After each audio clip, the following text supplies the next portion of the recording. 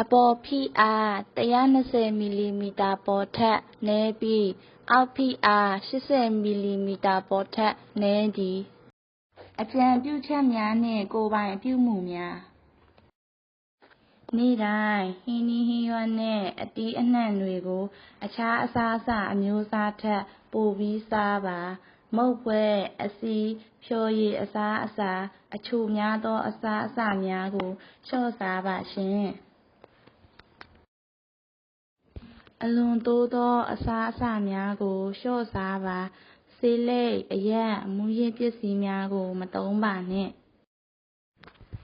နေ့တိုင်းအနည်းဆုံး30မိနစ်အားကစားလုပ်ပါကိုယ်အလေးချိန်မပြောင်းအောင်ထိန်းသိမ်းနိုင်ပါသည်စိတ်ကိုအမြဲကောင်းမွန်အောင်ထိန်းထားပါ